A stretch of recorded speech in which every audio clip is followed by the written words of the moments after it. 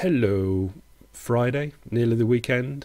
World economic news. This is all economic, I'm sure, and most all of it's the United States, I think. Yes, I think it is. We're going to start with appalling Krugman in the New York Times, and he gives us growth in real revenue per capita, which would be the amount of revenue going into the federal government divided by the population, presumably. He notes at the bottom, there was no Reagan revenue miracle. Growth slowed. There was a Clinton miracle. And there was a Bush 2 reverse miracle. It's horribly politic. I don't like the political stuff. Anyway, let's look at his bar chart thing here. 73 to 79 was up. The 79 to 90, or the 80s, the Reagan, was down, and that's what he's trying to point out. And then there was the big one, which was I'm calling it the computer decade, which was up. And then I'm sure it's 2000 to 2007 he's got on this chart. But I'm sure that could be 2000 to 2011. It'd still be flat as a pancake after 2000. What I think we've got here, kids, is a stepping down from 70 to 80, 80 to 90, 90 to 2000, 2000 to now, and it would have all stepped down if it wasn't for the computer revelation of that decade. The 1990 to 2000 was an anomaly, and I think without that computer anomaly increasing, let's call it productivity, I think those four would have just stepped down nicely. I think what we're doing is following that stepping down in many things, and growth in real revenue per capita would have been just another one of decreasing things in the industrialized West. But that was a wonderful, completely one-off computer revolution of the 90s, which was out of the ordinary. Moving on.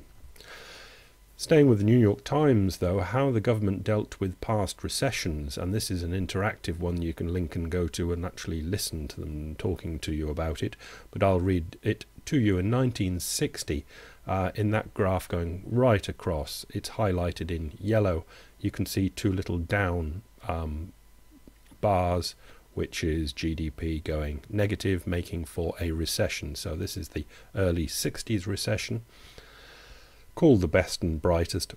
John F. Kennedy was the first president to deliberately try Keynesian economics, using deficit spending in a recession to stimulate economic growth. But his tax cuts took too much time and to take effect, convincing some economists that Keynesian policies were unrealistic. Right.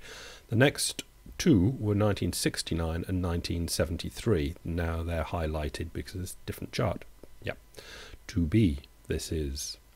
Economists were caught by surprise in the late 1960s and early 1970s.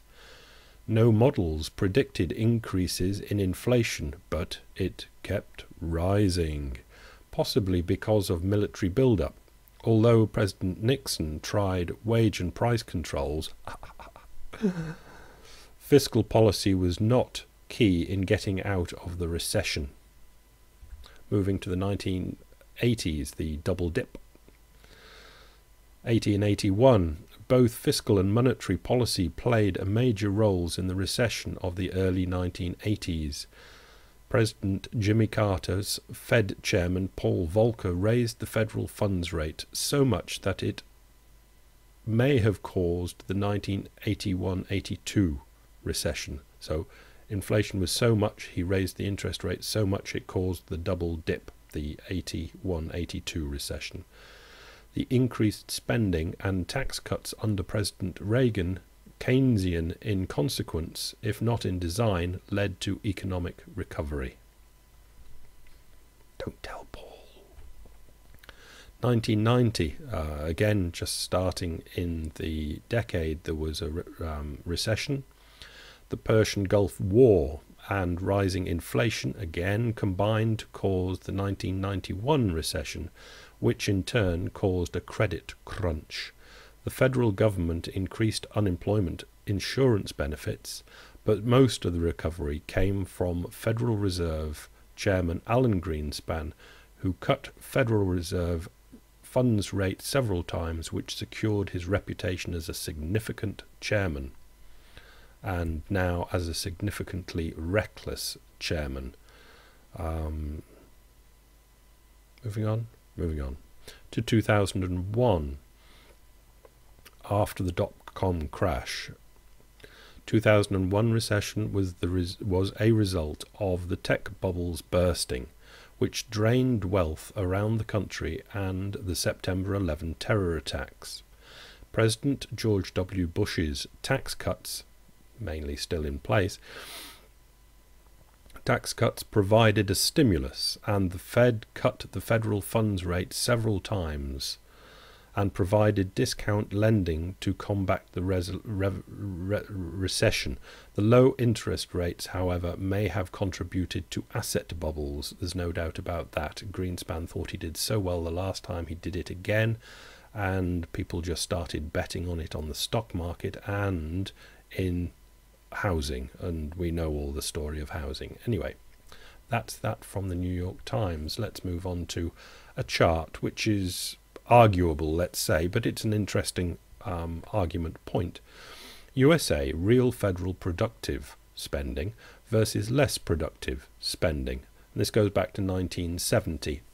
So in productive, the green at the top, which was much bigger than the brown at the bottom in the beginning in 1970, we have productive spending, which is spending on defence, which is dubious, but you want to keep your country safe, education, of course, infrastructure and technology, that's all in green. And in brown, back in 1970, the less productive spending was on entitlements and interest payments on the debt, and so entitlements.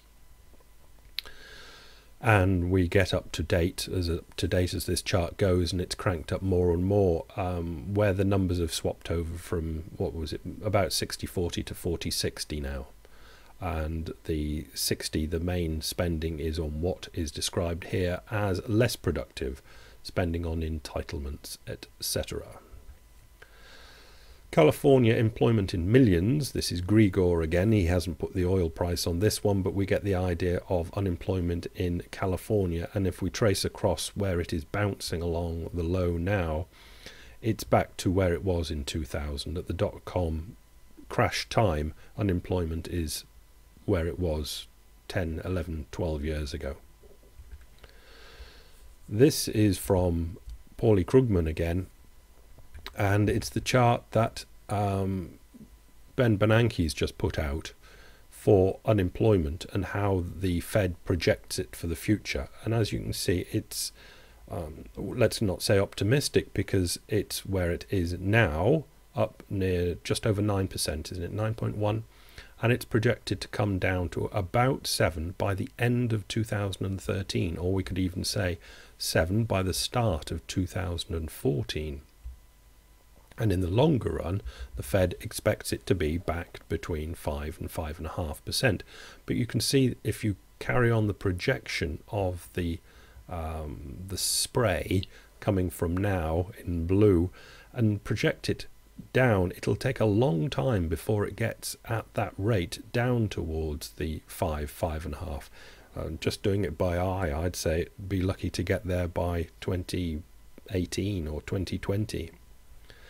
And Paulie has to say, but it washes its hands, that's the Fed, of the problem, even though Bernanke and his colleagues are well aware that nobody else will act. In other words, Washington looks like they're not going to do anything. I'm aware that there are doubts about how much the Fed could accomplish, and I share those doubts, but there's no reason not to try. This display of passivity is awesome, and it's shameful, says Paulie. Who's going to help the unemployed? Should they be helped? This is the Fed balance sheet. We did the ECB balance sheet yesterday. This is a quick chart of the Fed balance sheet, and you can see it ran completely flat at 800 billion, and it had for an awful long time before the credit crunch hit, and now it's running at about 2.8 trillion. So the Fed has taken on board 2 trillion of, it's bought things, it's printed up money and bought things from the economy. That is one of the things the Fed can help with, apparently. So the Fed is helped by $2 trillion in its own way. Not enough for Paulie. Bruce Crasting gives us Senators Graham, Paul and Lee on social security reform. If you're under 47, bend over.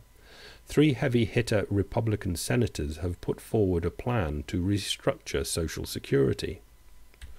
And it's got a silly name, because they've all got silly names, haven't they? We read in his article, increasing the age limit is something that significantly improves the financial profile of Social Security. It looks like an easy way to push the numbers around. That's true. That's increasing the age limit for when you get your retirement benefits. But it's not without consequences. I would point to the riots in France just 2 years ago when the retirement age was increased. Who were the protesters? A coalition of younger and older workers, the older ones for obvious reasons. The younger ones were brought to the streets because they desperately wanted the old folks to retire. Why? Because they wanted the jobs that would become vacant. Youth unemployment in France is north of 20%. That is exactly where it is headed in the United States. So, raising the retirement age fixes Social Security, but it also closes some doors for younger people all the way down to their early 20s. And it certainly would. And he's quite right about why the young were on the streets.